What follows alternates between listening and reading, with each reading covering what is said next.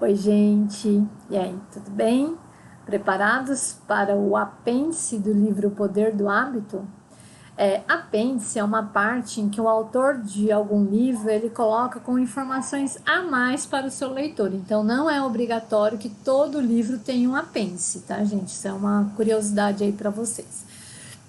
Mas nesse livro tem um apêndice e no apêndice ele traz um guia para o leitor de como usar essas ideias. As ideias que ele quer dizer é como a gente pode mudar um hábito. Então, no decorrer do livro todo, ele trouxe vários estudos sobre os hábitos, várias situações que foram identificados hábitos, e aí ele traz como ele mudou um hábito dele, que era de comer cookies todas as tardes, e que isso estava prejudicando, inclusive ele já tinha ganho 4 quilos, gente.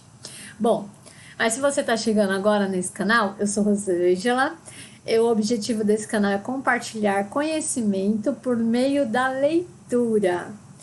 A quem está chegando agora, seja bem-vindo, e a quem acompanhou toda essa leitura, meu agradecimento. Então, o que ele diz? O que a gente tem que fazer? Qual que é o guia para aplicar essas ideias? Primeiro, você tem que identificar a rotina. Depois, você tem que experimentar recompensas diferentes. Isolar a deixa e ter um plano. Então, são 4 passos. Identifique a rotina, experimente recompensas diferentes, isole a deixa e tenha um plano. Então, a rotina, ele já sabia qual que era a rotina dele, comer cookies de chocolate toda tarde. O que ele começou a fazer primeiro? Experimentar recompensas diferentes. Então, um dia, ele ia lá, comia uma maçã em vez do cookie. No outro dia, ele foi e deu uma volta no quarteirão. No outro dia, ele só foi até a mesa de um amigo do lado e conversou por uns 10 minutos, para ele poder entender o que realmente estava por trás dessa rotina, qual que era o anseio do cérebro dele. Era por fome realmente? Ele estava com fome? Se fosse só fome, a maçã resolveria. Era sair para espairecer um pouco do trabalho? Então, se fosse uma pausa no trabalho, a volta no quarteirão resolveria. Era uma distração temporária, conversar com um amigo? Isso já resolveria. Então, ele fez esse estudo, durante uma semana ele foi anotando para ele compreender o que realmente o cérebro dele ansiava, qual era a recompensa. Depois, o que ele fez? Isolou a deixa. Como que a gente isola a deixa? Ele fala que uma deixa de uma rotina, você tem que prestar atenção aonde você está, qual é o horário, quais são as pessoas que estão à sua volta, qual é o sentimento que você está sentindo e qual foi a última atividade que você fez. Então, todo o hábito ele é desencadeado dentro de uma rotina e tem sempre essa deixa. Vocês lembram do loop do hábito, né, gente? Deixa, rotina, recompensa. Então, ele pensava qual era o horário, geralmente era entre 3 e 4 horas da tarde, qual era o lugar, geralmente ele estava no trabalho. O sentimento dele, às vezes era entediado, às vezes era ansioso. As atividades eram as de rotina e as pessoas à sua volta eram as pessoas do trabalho. Às vezes tinha alguém perto, às vezes não tinha ninguém perto, mas ele fazia essas anotações. Assim também ele fez com as recompensas. Como ele se sentia após cada exercício de recompensa que ele fez. Quando ele comeu uma maçã, quando ele só deu uma volta no quarteirão e quando ele conversou com os amigos. Ele escrevia 3 palavras. O que é importante nesses exercícios? Que ele traz atenção. Você começa a perceber o que está te movimentando para fazer aquele hábito que você precisa mudar. Então, depois que você já fez tudo isso, você tem que ter um plano. Qual foi o plano dele? Ele colocava o alarme para as 3h30, levantava, conversava com o amigo por 10 minutos e voltava, porque ele descobriu que, na verdade, ele não tinha fome de comer o cookie. Ele tinha um desejo de distração temporária do trabalho. Então, para ele, resolveu. Mas o que ele quer dizer? Isso foi uma forma que ele encontrou, mas não significa que vai resolver para todo mundo. Vou ler um trechinho que ele deixa para a gente. Obviamente, alguns hábitos podem ser mais difíceis de mudar, mas esse modelo é um ponto de partida. Às vezes, a mudança leva um bom tempo, às vezes exige uma série de experimentos e fracassos. Mas uma vez que você entende como o hábito funciona, que diagnostica a deixa, a rotina e a recompensa, você ganha poder sobre ele. Então, aqui ele está falando como funcionou para ele, Mas a gente sabe que cada ser é único, para cada pessoa vai funcionar de uma forma, mas o que é importante? Você identificar o looping do hábito e aí você adquire poder sobre ele. Quando você sabe o que vai te dar a deixa, a rotina e a recompensa, você consegue mudar. Vocês lembram que a gente não muda a deixa, não muda a recompensa, o que a gente muda é a rotina. Eu vou contar para vocês um pouquinho como foi que eu fiz para melhorar os meus hábitos de leitura. Eu sempre gostei de ler, sempre fui assim apaixonada por leitura, mas a gente sabe que tem tempos e tempos na nossa vida. Tem tempos que a gente tem mais tempo, tem tempo que a gente tem menos tempo, e aí já tinha um tempo que eu não lia muito. Aí eu falava, não, preciso voltar a ler, preciso ler mais livros e tal. Aí eu falava, já sei, vou ler toda noite um pouquinho antes de dormir. Nem preciso contar como acabava isso, né, gente? Eu começava a ler, lia meia página e dormia.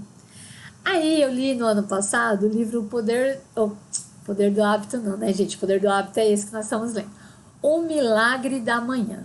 O Milagre da Manhã, ele fala que a gente deve levantar 1 hora antes, e aí ele tem lá toda uma sistemática de um ritual lá para ativar o nosso ânimo para o dia. Eu achei extremamente interessante. Eu confesso para vocês que eu não aplico toda a sistemática dele. Mas o que foi importante nessa leitura? Que eu entendi que eu sou uma pessoa do dia. Então, se eu não conseguia ler à noite porque eu tinha muito sono, eu poderia ler de manhã. Então, desde o ano passado, eu comecei a acordar meia hora mais cedo para ler por meia hora. E aí foi isso que fez toda a diferença na minha vida. Eu consegui ler vários livros no ano passado. Vocês podem pensar assim, mas meia hora é tão pouco. Mas o que acontece? Uma vez que você desenvolve o hábito, e isso de repente pode ser pouco ou pode ser muito. Vocês podem marcar 10 minutos, 15 minutos. Porque uma vez que você desenvolve o hábito e você esteja sempre com livros, se você estiver no ponto esperando o ônibus, você vai ler. Se você estiver parado esperando dar um horário para encontrar alguém, você está com um livro, você vai ler.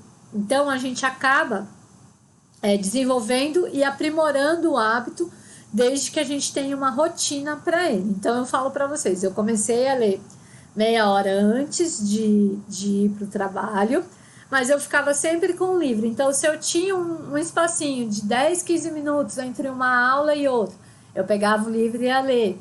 Se eu chegava na academia e faltavam uns 10, 15 minutos para a aula que eu queria fazer, eu estava com o livro lendo. Então, isso rendeu a minha leitura. É uma dica que eu deixo para vocês. Funcionou para mim, pode ser que funcione para alguém, pode ser que não funcione, mas é uma ideia. E aí vocês podem aplicar se vocês acharem bacana. Bom, ele vai falar também um pouquinho da questão da parte difícil de se estudar os hábitos. A parte difícil de estudar a ciência dos hábitos é que a maioria das pessoas, quando ouvem falar nesse campo de pesquisa, querem saber a fórmula secreta para mudar rapidamente qualquer hábito. Se os cientistas descobriram como esses padrões funcionam, então é razoável pensar que eles também devem ter achado uma receita para mudança rápida, certo? Se ao menos fosse tão fácil assim.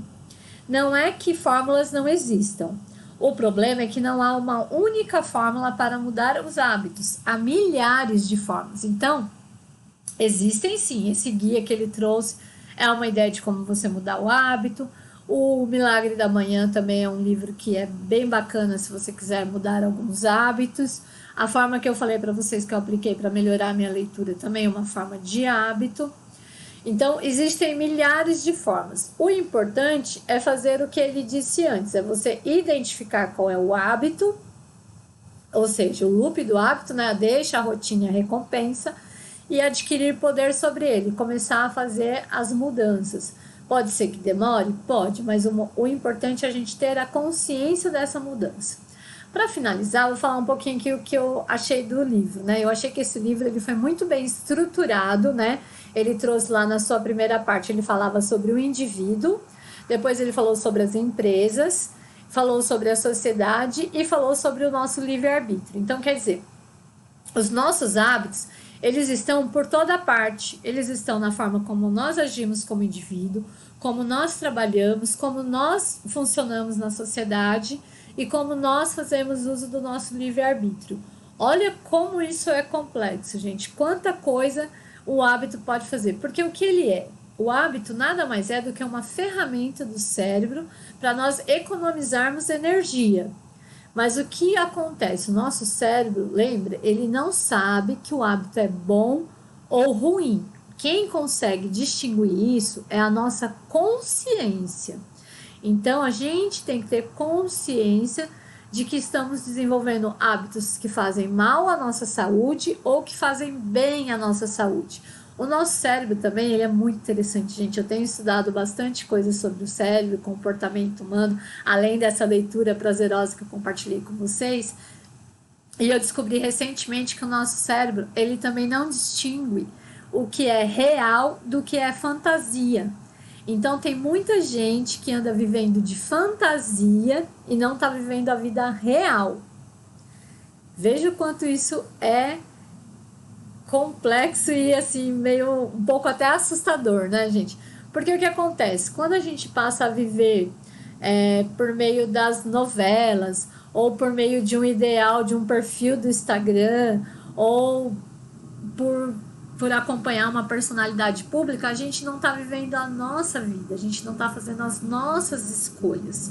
E é muito importante que a gente faça as nossas escolhas, que a gente seja uma pessoa melhor enquanto indivíduo, enquanto uma pessoa que faz parte de uma sociedade, de uma família, e enquanto uma pessoa que faz parte de uma comunidade, de uma igreja.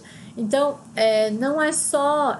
isso é egoísmo quando eu penso só em mim, né? Então, eu tenho que pensar em mim e nas outras pessoas que estão à nossa volta. Bom, isso era o que eu queria trazer como reflexão final desse livro, O Poder do Hábito. Espero, assim, que vocês tenham gostado. Eu gostei muito, muito mesmo de compartilhar com vocês e acho que vocês estão curiosos, né? Querem saber qual vai ser nosso próximo livro? Eu vou contar agora. Neste papel de última tecnologia, eu computei todos os votos. Aí meu filho falou: mãe, por que você não fez, né? Porque hoje em dia tem aquelas enquetes que a gente faz pelo computador. Eu prometo que o próximo livro eu faço, tá, gente? Mas esse foi a primeira vez que eu fiz nessa tecnologia avançadíssima aqui, ó, de pôr os quadradinhos. E foram 14 votos para o cérebro da criança contra 45 votos para a coragem de ser imperfeito. Então, na segunda-feira que vem, espero vocês para a gente começar a ler esse livro que também é bem interessante, bem complexo e que vai ser um grande desafio para mim trazer ele para vocês, porque é o que ela diz aqui. Como aceitar a própria vulnerabilidade, vencer a vergonha e ousar ser quem você é. Então, isso é um pouco do exercício que eu estou fazendo aqui nesse canal com vocês. Eu estou vencendo a minha vergonha, embora algumas pessoas falem assim: mas Rô, você está tão desinibida na frente da câmera, parece tão tranquila. Mas é um exercício que eu faço aqui, gente, que vocês não têm noção antes de ligar o gravando. E às vezes eu regravo algumas vezes, algumas partes, porque não ficaram tão boas.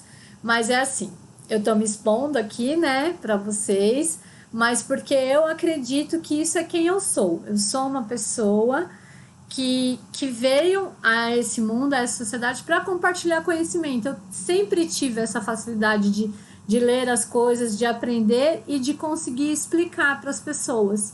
Então, eu estou fazendo aqui um exercício do que eu acredito ser quem eu sou de verdade, tá? Um beijo. Obrigado. E outra coisa, nós já somos mais de 100 pessoas nesse canal. Eu estou muito, muito feliz. Até segunda-feira que vem. Tchau, tchau, gente.